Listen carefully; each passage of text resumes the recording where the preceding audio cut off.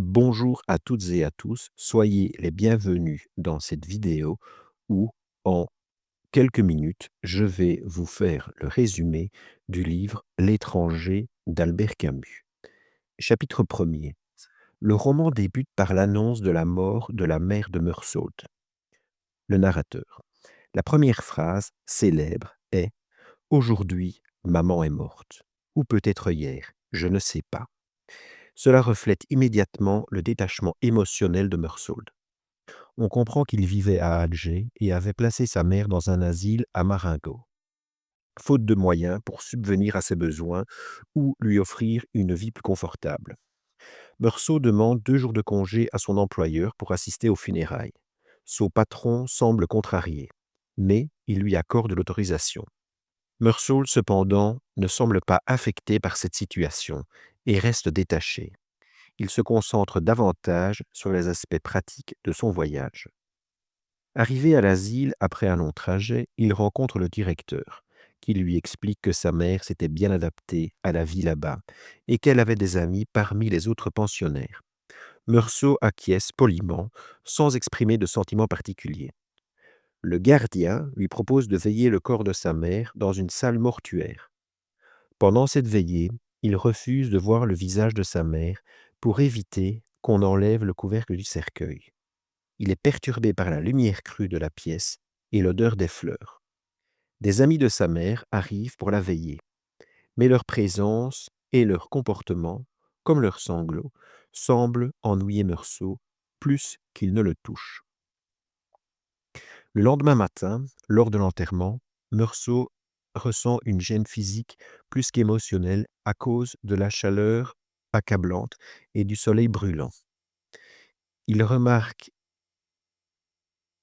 les réactions des autres, notamment celle de Thomas Pérez, un vieil ami de sa mère, qui peine à suivre le cortège funéraire. Le poids des conventions sociales semble peser davantage sur Meursault que la perte de sa mère elle-même. Il reste étranger à l'émotion collective. Le chapitre s'achève sur cette journée où, malgré l'événement dramatique, Meursault retourne à sa vie quotidienne, sans réelle introspection ou chagrin apparent. Chapitre 2. Le lendemain des funérailles de sa mère, Meursault reprend sa routine quotidienne, montrant un détachement apparent par rapport aux événements de la veille. Il décide de se rendre à la plage pour profiter du soleil. C'est là qu'il rencontre Marie, une ancienne collègue qu'il trouve séduisante. Marie lui propose de passer la journée ensemble et il se laisse porter par une ambiance légère et insouciante. Il se baigne dans la mer et Meursault apprécie la chaleur du soleil et le contact de l'eau.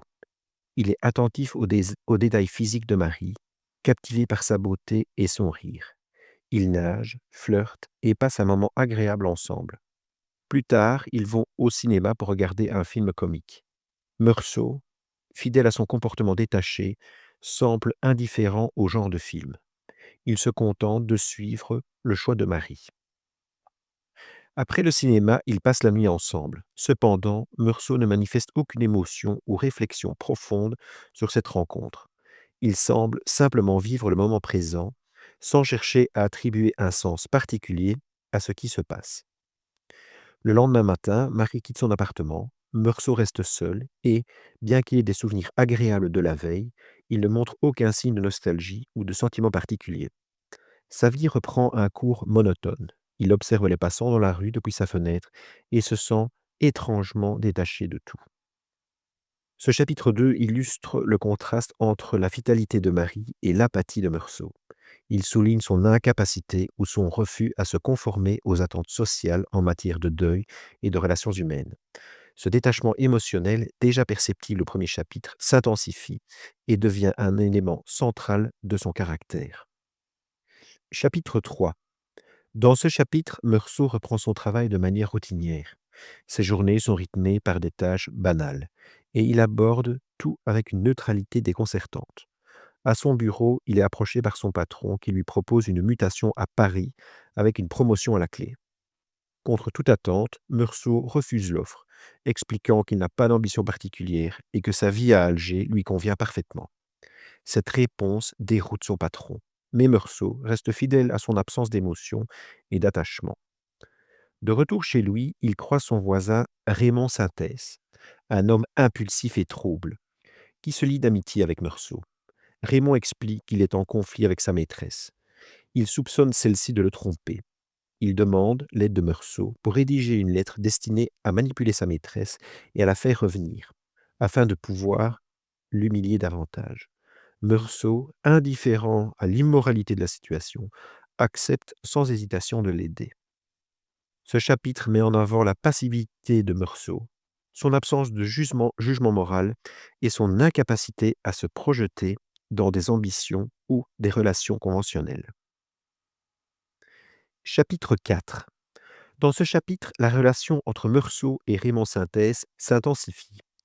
Peu de temps après avoir envoyé la lettre, Raymond attire sa maîtresse chez lui et une violente dispute éclate. Meursault, bien que témoin des cris et de l'agitation, reste passif.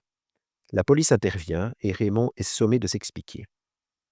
Lorsque Raymond est interrogé, Meursault accepte de témoigner en faveur de Raymond, décrivant son voisin comme un homme honnête. Ce soutien délibéré renforce leur amitié, mais il met également en lumière l'indifférence de Meursault face aux actes discutables de Raymond. Plus tard, Marie, qui continue à fréquenter Meursault, lui demande si il l'aime. Il répond avec une honnêteté brutale qu'il ne sait pas, mais que cela n'a pas d'importance. Ce dialogue souligne une fois de plus son incapacité à ressentir ou exprimer des émotions profondes. Ce chapitre renforce l'image d'un Meursault qui traverse la vie en spectateur, insensible aux conventions sociales et morales. Chapitre 5. Dans ce chapitre, Meursault continue sa routine monotone. Son patron lui reproche son manque d'ambition, mais cela ne semble pas l'affecter. Marie, quant à elle, aborde de nouveau le sujet du mariage et demande si Meursault serait prêt à l'épouser. Fidèle à son attitude détachée, il répond qu'il n'a pas d'objection, mais qu'il n'y voit pas de réelle nécessité. Marie, bien que surprise, semble accepter sa réponse avec résignation. Parallèlement, Salamano, qui est un voisin de Meursault, est en détresse car il a perdu son chien, son unique compagnon. Bien que Salamano ait souvent maltraité l'animal, Salamano est inconsolable, ce qui pousse Meursault à engager une conversation avec lui. Salamano se confie et révèle à quel point son chien représentait une présence importante dans sa vie. Ce moment met en contraste l'attachement de Salamano avec le détachement de Meursault, soulignant l'isolement émotionnel du narrateur. Chapitre 6. Le chapitre 6 marque un tournant décisif dans le roman.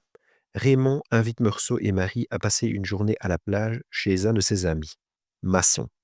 Le groupe profite du soleil, de la mer et d'un repas convivial. Cependant, la journée prend une tournure dramatique lorsqu'ils croisent des Arabes, dont l'un est le frère de la maîtresse de Raymond. Une altercation éclate entre Raymond et l'un des Arabes. Ce dernier blesse Raymond avec un couteau avant de fuir. Après l'incident, Raymond Meursault et les autres décident de se reposer, mais la tension demeure palpable. Meursault, à un moment donné, revient seul sur la plage et se retrouve face à l'Arabe. Le soleil écrasant, le bruit des vagues et la chaleur suffocante submergent Meursault. Dans un moment d'impulsion inexplicable, il tire sur l'Arabe avec le pistolet de Raymond, le tuant sur le coup. Ce premier tir est suivi de 4 autres, sans justification apparente. Ce chapitre marque le début de la chute de Meursault, l'entraînant dans un engrenage où son détachement et son indifférence seront confrontés à la société. Fin de la première partie. J'espère que ce petit résumé de moins de 10 minutes de la première partie vous convient et je vous invite à écouter le résumé de la deuxième partie.